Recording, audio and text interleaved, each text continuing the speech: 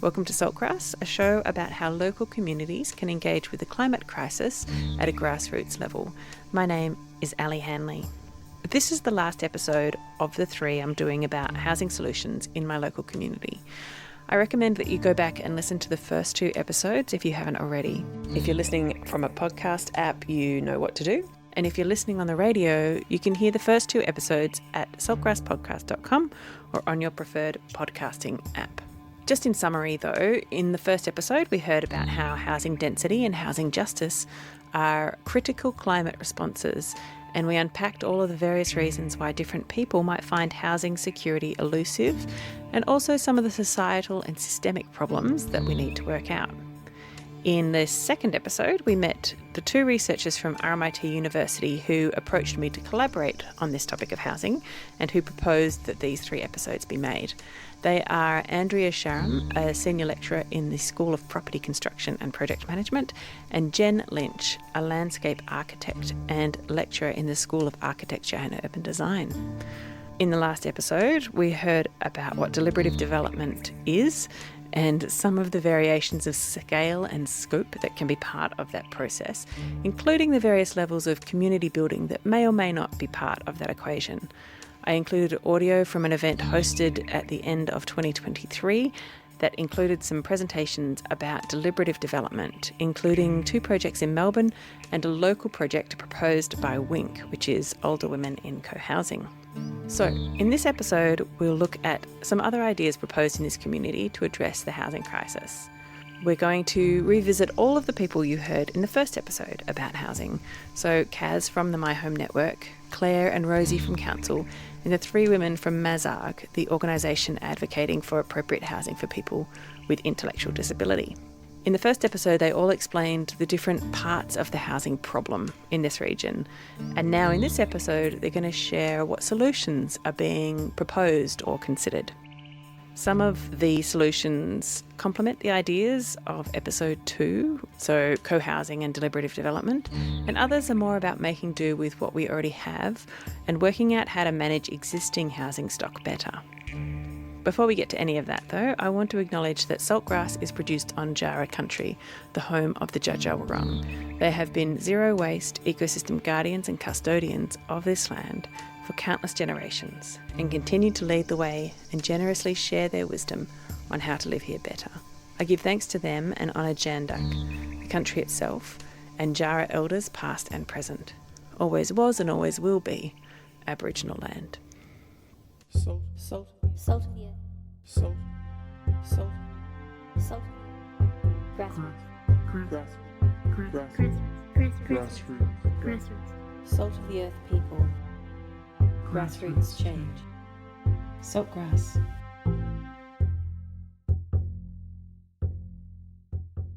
Listen to all episodes of Saltgrass on your podcast app or at saltgrasspodcast.com. You'll remember that in the first episode of these 3 about housing, we spoke to 3 women from Mazarg, which is the Mount Alexander Shire Accommodation and Respite Group. They are interested in creating appropriate housing for people with intellectual disability. They've already achieved stage 1 of their plans, which was to build a respite house. Stage 2 is called Home of My Own, and that's what we're going to hear about now, which is a plan to build housing for adults with intellectual disability. And these are adults who until now have been quite dependent and living with their parents even into middle age. So what they need are housing options that offer ways that they can be supported to live pretty much independently. So this is Jan Steen, who is the president of the Mazarg Committee of Management, and you'll also hear some input from Jan Jenkins and Heather Morrison, who are both parents of adult children with intellectual disability. We've done lots of research. In 2015, with Bev Vines and myself, we did a project called Home of My Own.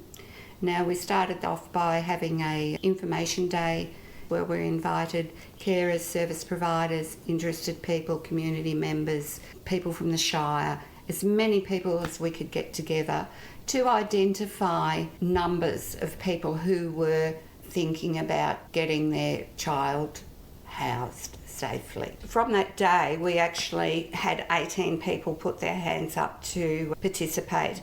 So then we did extensive interviews to find out what everybody wanted, what their needs were. Everyone except for one person wanted to live in town with a friend or a couple of friends and have service providers come in and provide support for them so that they could be safe. Parents were all on board with this, and that was only a snapshot. There's obviously going to be a lot more people out there. And even just from people getting together and having discussion, some people have actually gone ahead and done things themselves. There were two young chaps who wanted to live together. So they have lived together and they went in the private rental market, and that has worked really well for them. I mean, the rental market isn't everybody's cup of tea because A, there's not suitable stuff in town, B, it's not affordable. Very few things in town. It's just... It's very difficult, and you know, we've done things like we've been around to the real estate agents and we've talked to them and to make them aware how great tenants they are because they have a regular income, they're going to have support, all those things, but it's difficult. Now, there's been, from that 18 people, we did a review a couple of years ago, and there's probably only 4 or 5 from that original group who are now looking. It's not all positive, you know. Young people have ended up in nursing home because their parents have passed away. People have had to relocate out of our region because their elderly parents have died. Yes. We've had care recipients who have actually died before they've been enough to find a home of their own. Now, the NDIS does fund some housing, but it's for people with extreme needs. It's 6% of all people on the NDIS who are eligible for funded bricks and mortar. So the other 94% have to find housing of their own some way or other. And look, we don't want people living in a cluster of just all disabled people. Our model, our original model, was a key ring model, which means like you've got a couple of streets, you might be in a little estate or something, and you might have one person at one end of the street or a couple in one end of the street, somebody else down the other end of the street and somebody a couple of streets away. And they might be living next door to somebody who's older who can't get their rubbish tins out. So, you know, the young fellas living there can take the bin out and then the people next door can just keep a little eye. But they'd have service providers in there supporting it. It's not meaning that the neighbours have to look after the people. It's about living in a village. In the real world. In a community. So you can see how the development they are planning sounds like something that could potentially become a deliberative development opportunity. Perhaps inviting people into a deliberative process would help them fund the project and get it across the line. I like this proposal because it not only takes care of people with specific needs, but also provides housing for the general community. You remember that smaller buildings and blocks of land, units, apartments and flats are what is so sorely needed in this region. And Mazag are not the only ones thinking about it. Council is also considering development that will give people more options for downsizing and will also provide some social housing for those who need it. This is Claire Richards, the housing broker for the Mount Alexander Shire, and Rosie Anea, who was the mayor at the time of recording. This is one of the ones that has just been great so far. Yeah. We're so hopeful that it will just come to fruition and will provide housing into the future for our community. So there was a piece of work done on what land council had and what land could be suitable for social and affordable housing. And some of the sites that were identified were where the TAFE building is on Templeton Street, so kind of across from Community House, and also the council car park behind the Civic Centre. So those two places across the road from each other. Yeah. And so what we're aiming to do is activate air rights above those sites.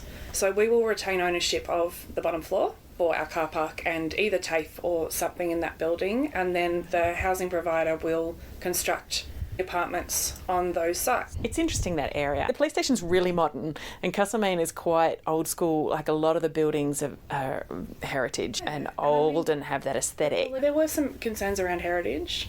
There always will be. We have a primarily heritage town, but it doesn't mean you can't do anything.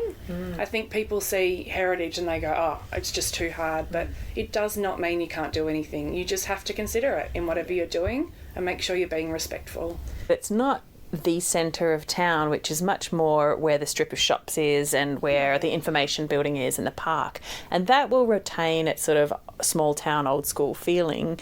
But it's so central what you're talking about, and that is so convenient for people. I mean, that one's been pretty exciting, and I think this came through council last year. And, you know, and we were all very excited to move ahead. Obviously, we know we need to chuck in an amount of money if it comes to fruition as well. So we've got a pre-commitment of $5 million, which is a huge amount of money for us. We're a small shire. We have a small budget. We do a lot with what we have. For us to pre-commit that much money is meaningful, I think. The message with any of this housing is that if it's built on council land, as is the case with Templeton Street, then part of that process is that the housing is long-term, ongoing, affordable housing. Between Mazarg, Council and Wink, it looks like we'll be getting more small-scale accommodation, which is so necessary to ensure appropriate housing is available in this region. But building more new flats, apartments and units is not the only answer. There are other ideas, some of which may help people find housing a lot sooner than waiting for developments to happen. It's important to keep in mind that utilising existing buildings, retrofitting old houses, and working out ways to keep people in their homes are also really good solutions in the housing shortage. Kaz from the My Home Network explained to me some of the more creative ideas people have been talking about. We're a small network. We don't have funding. We don't have a lot of resources. So it's about how can we be really clever or strategic about getting housing now? Like, we need housing now. Hopefully we get a whole heap of social housing coming here, but it's going to be 5 or 6 years down the track before you get bricks and mortar on the ground. So we realised that there's like about 1,100 vacant dwellings in the Shire. And when I say vacant, the state government definition is it is vacant as per water usage or whatever, at least 6 months a year. So it might be people who live half the year in Queensland and half the year down here. Yeah. Or it's a weekender. Yeah. Now, and we don't know. We can't get segregated data on what the vacant dwellings are, if they are weekenders or whatever. But saying that, because of 6 months, they are not primary Airbnbs. Yeah. Because somebody lives in a primary Airbnb, and they're probably not secondary Airbnbs because they would get used in a lot more. So we know out of that 1,100, we go from about 175 to 212, 220 Airbnbs in the Shire. So there's a significant number of vacant dwellings. So what we thought was, we've seen from other states and other shires, during the bushfires, during the floods, when councils put out an appeal to release those vacant dwellings, they often got a reasonable response. They released 50, 60, 80, sometimes hundreds of homes. So we thought, if we can have respectful, considered conversations with those owners, find out what the friction points are if they're not keen, just build up a bit of evidence, understanding of how can we do this better. We basically had conversations through trusted people just saying, hey, if you know someone with a vacant dwelling, love to have a conversation, understand why it's not being rented out. Would they consider it either as an affordable rental or transition housing for the housing team? Because we're in dire need of more and better quality crisis and transition housing. So I suppose, we're seeing it in that arc of all of this integrated and interlinked. It's great if we get more crisis housing, but then we need more transition housing, then we need more affordable rentals for them to get a bit of stability in their life, as well as wraparound supports. So we've managed to get 5 vacant dwellings released as affordable rentals and 3 or 4 released as transition housing, and potentially 2 more. There's conversations going on there, yeah. Because I think in this Shire, 90% of our tenants cannot afford their rental, which is horrendous. They are affording it, but it puts them under great stress. Yeah. A lot of them, it's over 60, 70% plus of their income, which is mad. It's absolutely mad. Yeah. And there's lots of reasons why people don't want to move away too. Very absolutely important reasons, like their whole community's here. Their friends, family, their supports, their kids are at school here. Yeah. They've got relationships. Yeah. And aside from that sort of work of investigating potential existing housing stock that might be opened up, what else is My Home Network doing? Ensuring that we can support people ageing in place. Part of our thing about using current housing stock to better capacity, so home share is, and we're actually calling it home share community, not a home share programme, because we don't see it as a service. It's often working with what's called a householder, who's somebody who wants to remain living independently in an appropriate way in their house, but they need a little bit of practical assistance and maybe a bit of company. So this is someone older? Yeah, older, or sometimes it's somebody who identifies with a physical or intellectual disability, or women. There's now, in metro situations, there's women with women home shares. And increasingly refugee and migrant situations. So the refugee and migrant may be the home sharer who comes and lives with somebody. So it's about affordable housing for both the householder who's in their home and the home sharer who comes to give practical assistance and company. They're effectively a housemate. Yeah. Are they also providing some service, or? Well, it's practical assistance, so whatever they feel. So it could be, I don't know, gardening, doing the shopping, making meals. It's not transactional, so it's instead of rent. Yeah. And there's a very considered process. So there's a whole Home Share Australia, New Zealand, HANZA are like this alliance that support these models or communities. So there's a whole operations manual. So there's a very considered process around matching and then the ongoing support of that match. For both parties? For both parties, yeah. Because there is a vulnerability. If there are people who are vulnerable inviting other people into their house, absolutely, there's a certain risk that they might be taken advantage of. Absolutely. So there's lots of good evidence building up, and they're beginning to develop a really robust kind of evaluation framework of it. And again, looking at health and well-being, not just the number of matches, but actually how the health and well-being improves in both home share and householder. For both parties. Yeah. So we've got funding, and we've got a local home share coordinator who started working and is at a point, I think, of beginning to make matches, has done an incredible amount of work in setting it all up in terms of governance and operational and stuff. So that's very exciting, because there's lots of interest in that, as you can imagine, for all sorts of reasons. So you can see that the My Home Network is very active in trying to find solutions for the housing crisis, both short-term and long-term. It's worth noting that they're now establishing a working group to look at deliberative developments, which will be a means by which people interested in joining a potential deliberative development or co-housing group can find each other. Similarly, council really is prioritising housing, and sometimes that looks like planning multi-level developments, as we heard earlier, and sometimes that looks like changing local laws to help make some alternative types of housing more possible. So this started really with conversations with community members, and particularly some advocacy from existing tiny home owners and people within My Home Network in the Tiny Homes Working Group, and really putting into councillors' minds, why can't it be a bit easier than it is? And so one of my colleagues, Councillor Driscoll, put in a notice of motion to say, let's explore what can be done. Is there more that we can do? And so that was the beginning of it, and our team went away and did some research and came back to us with the most we could do within the confines of the local law. Again, this is a bit of a complicated one, but basically the local law cannot conflict the planning scheme, and it cannot duplicate the planning scheme. So it has to be something completely separate from the planning scheme, and it's really hard to keep away from the planning scheme in terms of dwellings and stuff, which tiny homes on wheels are not considered to be. So basically, as soon as something becomes a dwelling, it triggers the planning scheme. As soon as there is a commercial element to a house, it triggers the planning scheme because of use. As soon as there is more than one tiny home on wheels, it triggers the planning scheme again because of use. So there are a lot of things that if we wanted to avoid the planning scheme, we just couldn't do. That's not to say that the planning scheme should be avoided. There is so much you can do in secondary dwellings and tiny homes within the planning scheme, but we now have a local law that says that you can camp or live in a caravan or in a tiny home on wheels on a property where there's an existing dwelling for an amount of time. You cannot do it permanently, because then you would trigger the planning scheme, but we have removed a specific time frame, and we've removed the need for a permit. So prior you needed a permit, you could only stay for 6 months at a time, maybe extending it to 2 years max, but it was very discretionary, so no security there. So what we're hoping that this will enable people to do is live on a friend or family member's property in a tiny home on wheels or a caravan until they figure out what to do next, or just to take the pressure off while they save, or family circumstances have changed. It just gives people options.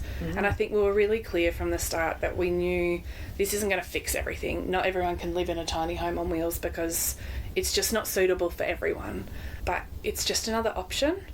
we had this proposal before us. We said, all right, let's go out for public consultation, and we got the most feedback we've ever gotten on any piece. We got 1,616 individual comments back. Wow. And 91% I think were in support, and the rest were mostly still pretty supportive with some concerns, and the concerns were mainly around safety, noise, nuisance, access, stuff like that. But it's felt really good. There are still a few conditions on it around disposing of wastewater appropriately, making sure there's legal access, and not being a nuisance, which I think is the main one. But people are happy. The community has responded well. We feel like we've done something meaningful. Yeah. So that one's been a bit of a great story. The one thing I get asked the most is how many people have kind of taken it up. But we don't know, because we're not asking for them to apply for a permit anymore. But, I mean, anecdotally, a lot. Yeah. And the number of phone calls, I was talking to our head of planning, and they were saying that the amount of inquiries, questions, just conversations they have with people just wanting to know how to do it and what's allowed has doubled, tripled, quadrupled. So more and more people are at least thinking about it, which is exactly what we wanted. Yeah, feels like a step in the right direction. And, you know, again, huge support from community, which is always a good feeling. What I really like about this story about tiny homes on wheels is that I know that it came out of a really strong grassroots movement of people advocating for this specific change. And it was a really strategic and purposeful collection of people working to make that happen and talking to council consistently over time. And then when council put out their community consultation feelers, that's why there was this extremely positive response. So it just goes to show how important it is for people in their local community to really advocate and talk to their council about the changes they'd like to see. Council have also just released a really interesting idea about a potential trust to be established to help ease the housing crisis. I think it's worth talking about briefly, and when I interviewed Rosie and Claire, this information was not public yet. So I'll just read something from the press release. So in a couple of months, Council will be considering and voting on whether to help establish the Mount Alexander Affordable Housing Trust, which is MAAHT. MART. It will be a charitable trust that will provide affordable housing solutions. The trust will achieve this by securing land that will then be used to develop housing on. It will accept donations of land or money from community members. The trust will then oversee the development of the housing, either by contracted builders or charitable housing partners. And once built, the housing will be managed in the long term by local or statewide charitable housing partners. But it can take lots of different shapes. So it could be community housing, which is rental housing for residents who are on very low to moderate incomes. Could be independent living, so secure rental housing for older residents, younger residents, or people living with disability. So assisting people to live independently who might otherwise find themselves dependent. Co-housing, so private living space with shared common facilities. Cooperative housing, a group of residents who want to work together to manage the housing. And community land organisations, which is residents who want to build their own homes on long-term land leases. The trust will serve the local community, and residents eligible for trust housing include, but are not limited to, people who are most at risk. So they've listed people who are living in poverty, people who are experiencing family violence, people who are ageing, residents with disability, residents with health problems, residents struggling to afford to live here via the private market housing. So as you can hear, they're really trying to find ways to help the most disadvantaged and vulnerable, which is so great. The trust is an idea being floated by council, and it will be voted on this June. So if you do live locally and want to know more, please contact Mount Alexander Shire Council. I've put the link to the press release in the episode notes. If you think this sounds like a good idea, then let them know. As we heard before around the tiny homes movement, community feedback really makes a difference. So local councils are quite small in the scheme of things. There's only so much they can do, but one thing they can do is talk to state and federal politicians and try to advocate for changes on a much bigger scale. And our local council has been very active on that front around housing. we still talk about housing around the table in the chamber an awful lot, because it's not like it's stopped being a problem.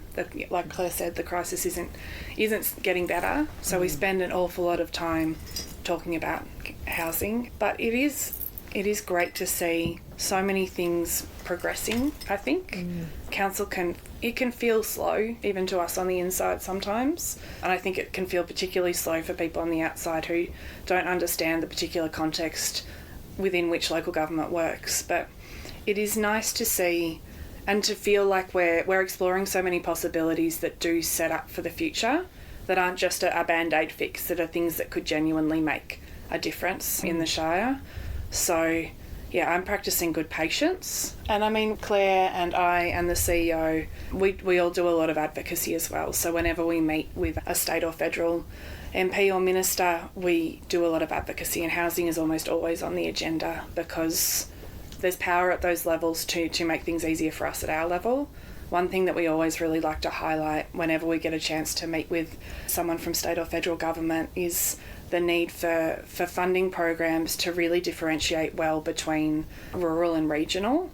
So often we get lumped in with regional, and so we're competing against places like Bendigo and Ballarat and other regional cities for funding opportunities, and our ability to deliver as much as they are is just, it's not the same. We're working at a very different scale than them often, and so often we don't meet the benchmark for the funding, whereas we know what it would mean for our community to have this. So a lot of the time we spend talking to people and saying, you really need to give us different opportunities than our regional cities, because our context is so different, and we're just going to miss out time and time again if you keep funding us this way.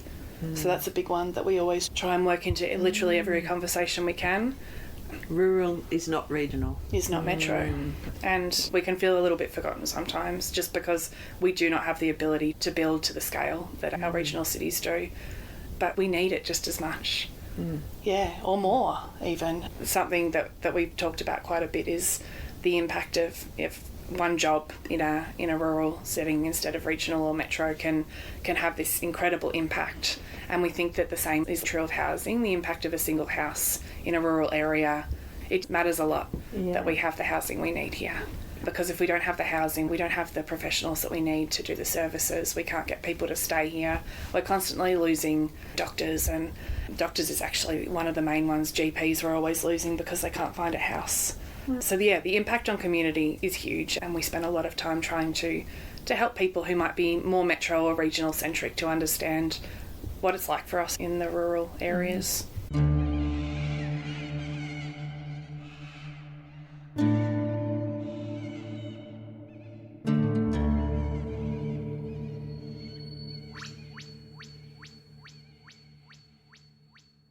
So in these 3 episodes about housing, we have heard from a lot of people who are working really hard to try and figure out how to make housing more affordable and more appropriate for lots of different people. And I thought it might be really good to hear from someone who's actually been in the thick of trying to find some housing, and that's my landmate Sophie, who lives here in a studio at the back of my property, and she's an old friend of mine. When she was struggling to find housing, I offered her the studio at the back of my place. I thought it would be good to hear from Sophie herself about all the different dynamics that were going into her decision making around housing, and what it's felt like for her to be trying to find a home for herself and her children in this housing crisis. I was living with a partner 3 years ago, and we had a rental together, and that double income. It was during COVID, and the pressures of COVID made that dynamic just too hard, and so we decided to separate and live separately.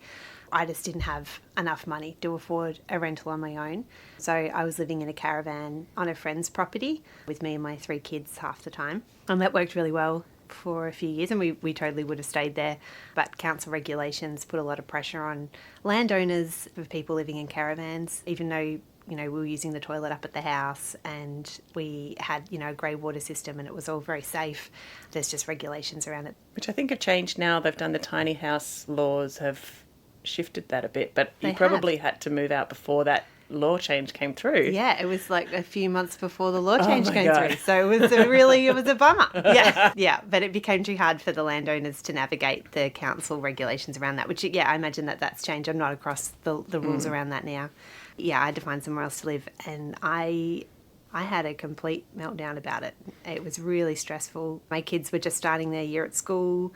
I was still trying to navigate work, which I, work for myself, and so I don't have like holiday leave or sick pay or anything like that. My youngest was still at kinder, so only there a few days a week, while also looking for housing was really, really stressful, and there were days where I just couldn't stop crying. In Castlemaine at the time, the rentals had gone up significantly in price, so I was looking at like $400 or $500 a week, which was just way outside of my budget. I could For a 2 or 3 bedroom house. Yeah. And this was just a year ago, so it is quite recent. Yeah. This was a year ago. I worked out that I could hopefully afford about $300, and I looked at one 2-bedroom unit for $300 that was anyway, it just wasn't going to be workable for me and my 3 kids. And that's when I started having some conversations with Ali about living in her backyard in the studios. And the studios are they're not much bigger than that 2-bedroom unit, but it was closer to town, it was cheaper, it was around the corner from a park, it was close to another friend of ours that have similar age kids that my kids were friends with. And I realised that the bonus of having my landlord being a friend, the kids could walk to school, this was just like ticking a lot of boxes, and that it was affordable for me. Yeah, it was really great.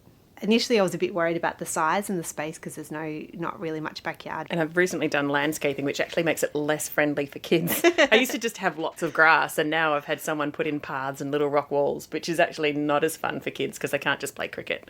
It's true. They have found ways to play cricket anyway. They have, amazingly, yeah. And there's still room for guinea pigs to have grass. Yeah. Yeah. So I had conversations with my kids about expanding their idea of what's our home space to include the park and include our friend's backyard who has a trampoline, and to include where they can get to on their bikes. And it took the kids a couple of months to really feel into that, but now they take themselves off to the playground by themselves, and they found ways to play cricket in the backyard. And we do go see our friend on the corner a lot. The kids cut through her place to walk to school and grab her daughter on the way through, and it's working really great. And was there a time when you were looking at maybe moving to another town? When I found out that I needed to move, I was asking around a lot for advice and if people knew of leads, and a few people suggested that maybe I'd have to move out of town, and I did explore that, looked at other towns that had more affordable rent, and I felt the kids already been bedded in this community and already be at school here, and they were already part of the football club and part of parkour, and they had established connections, and also the 2 dads in my family are still here and the kids spend half their week here, that if I moved out of town, our community's still here, and we would have just been drawn back here over and over, rather than like maybe having a whole new life in a new town that had cheaper rental and being able to establish connections there. I would have been like an outlier in that community and being pulled back into this one, but just with an extra driving time and just feeling isolated from the people that are part of my community. And as a single mum who doesn't have another adult around, it's much harder to do anything at night or in the evenings without my kids. Where I am here, there's been times when I've been able to go out, and Gemma's daughter's babysitting my 5-year-old next week while I go to a concert.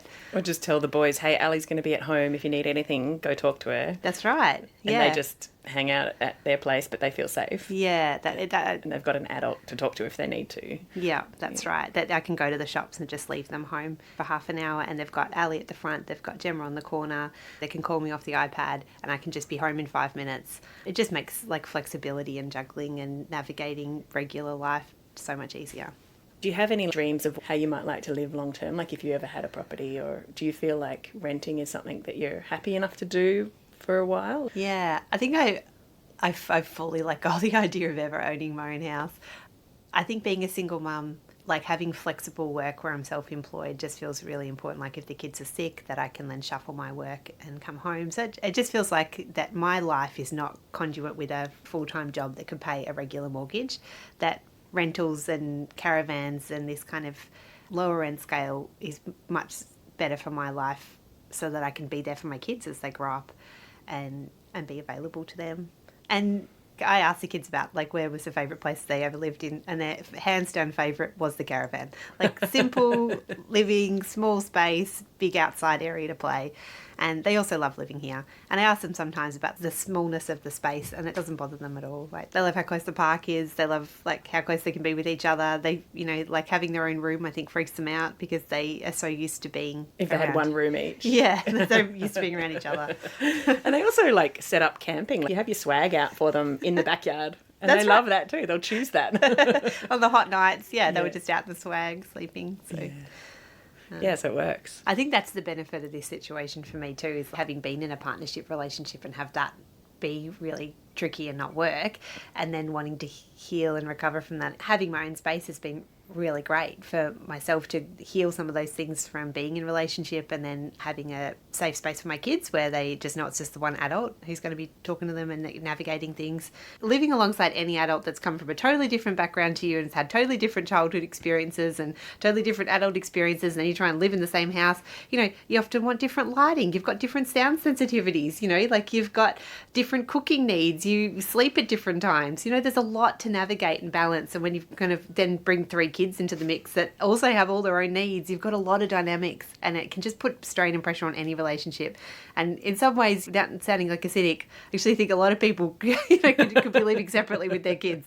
And it's actually given space for me to have really good relationships with the dads of my kids, because we're not under stress of also trying to like live together, navigate finances together, argue over the dishes, work out how to parent together. We can sort of just do our own thing and then enjoy our relationship with each other and take that stress off and have connection when we feel like we've got the energy and space and time for it. There's been times when I've felt I really want to have my own house, and I have really let go of that. And I think what I've picked up in its place is a sense of security in the relationships and friendships that I'm building in this community, that I don't need a big house with lots of bedrooms. You know, like the cleaning alone would drive me crazy.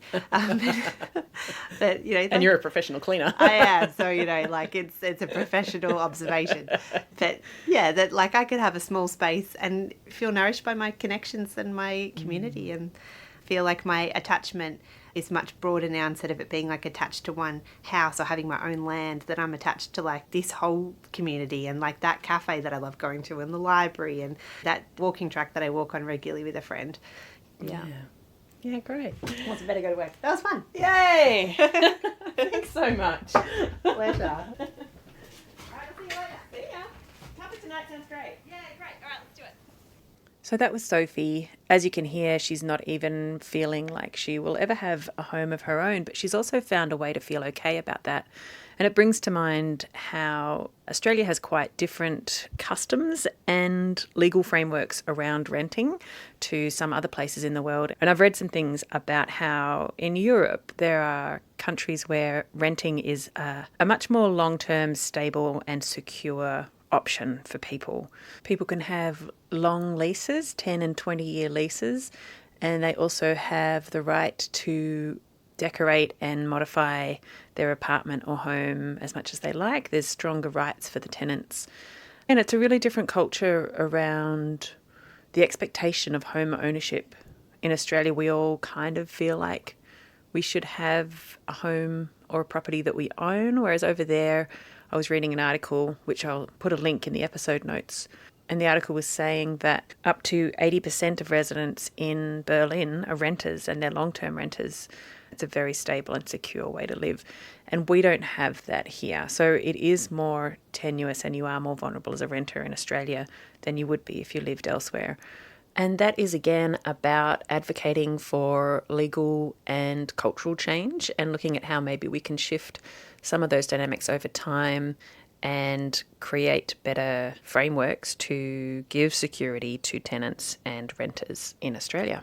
I love this idea that Sophie was just talking about, how the power that she has is her social capital rather than her assets and her financial capital. She really lives that. She is so beautifully connected to so many people. When we were considering her moving in, we attempted to have some very honest conversations about how living together might impact our friendship and how we would handle that and what we would do if anything awkward came up. And we've had a couple of touching base kind of conversations just to double check that things are going well. And I'm sure that we'll continue to do that. And I think that's a vital part of our renting agreement and how we're living together, because it is a friendship as well as a living arrangement. And that's where the co-housing, community-based models of living rely on goodwill, trust and kind of humanity, not just legal rights and contracts. And you know, me sharing my property, it feels great to me. It's much better than share housing because we get our privacy in our own space. But we do also share a lot too. Looking into the future, I could see how Sophie might be a prime candidate for the council's land trust if that were to get up and running. It would just offer people like Sophie a lot more stability and security, and it's great that it's working out between us now, but as her kids grow older and turn into teenagers, they might feel like they need more room than what I can provide here. And so she'll be looking again for something else, and hopefully something will show up that is just right for them. But there'd be a lot more options for her if things like WINK, deliberative development, co-housing, the council's land trust, the council's apartment block that they're planning to build on Templeton Street, if all of these things actually went ahead, there'd be a lot more big houses freed up for families like Sophie's and less competition for them, so hopefully the rentals would be a bit more affordable. Single older people could move into safer and more manageable, smaller properties. The whole system would just settle down a bit. And even for myself, my house is kind of huge and I have a lot of garden that I struggle to maintain even now. So as I age, I like the idea of being able to downsize into something that is a lot more manageable. I personally am a little bit in love with the idea of WINK. I really hope that it gets its legs and that it works out for them, because I think I'd potentially put my name on the list. At the time of release of these episodes, they're still in negotiation with council about planning permits, and they're also talking to builders about what to do once they've got the permits in place. At the moment, I love my shabby house, and I just want to point out the importance of being homed. And look, I know people listening will get this, but when I moved here, it somehow alleviated a long-held tension or anxiety that I'd been really barely aware of having until it was gone. And once I moved into this house that technically the bank owned, it just started to dissipate. I was like, oh, I didn't realise I'd been holding on to this weird tension. And it's from a decade of share housing and having landlords able to kick you out within a month's notice. And every time a new housemate moves in, there are different house rules and different dynamics. And once I had my own place, it was just the bank and me. And they don't care how I keep the place as long as the payments keep coming through. I guess what I'm just trying to emphasise is that there are intangible but quite deeply felt effects of having housing security.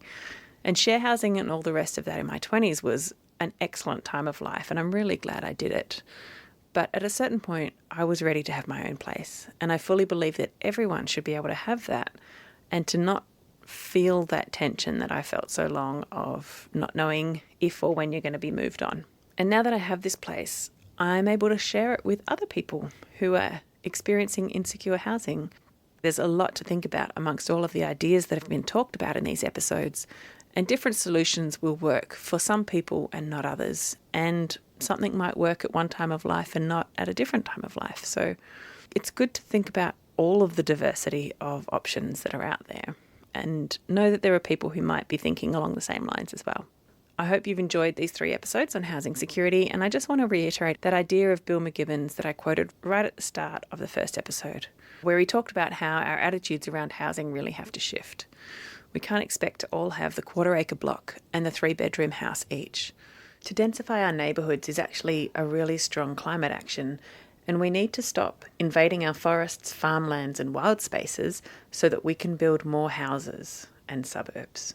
In the meantime, the solidarity and community building that happens along the way as we densify, hopefully, will also make us stronger as we navigate climate change. If any part of the conversation today caught your attention, there are links and notes about the show on the episode page on the Saltgrass website. Don't forget to get your Saltgrass ethical t-shirts from our merch shop. There are new designs all the time. For those of you listening on the radio, please note that you can listen to all of the episodes, including the 2 previous episodes on housing, on your podcast app or at saltgrasspodcast.com. You can follow us on some of the socials, and you can subscribe to our email list to get reminders and updates about the show. This program is made possible with support from Main FM and the Community Broadcasting Foundation. Find out more at cbf.org.au.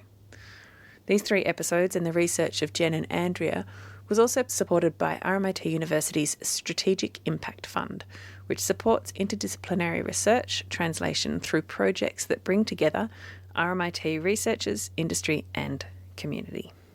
My name's Ali Hanley. Thanks for listening. Salt. Salt of the earth. Salt. Salt. Salt. Grassroots. Grassroots. Salt of the earth people. Grassroots change. Saltgrass.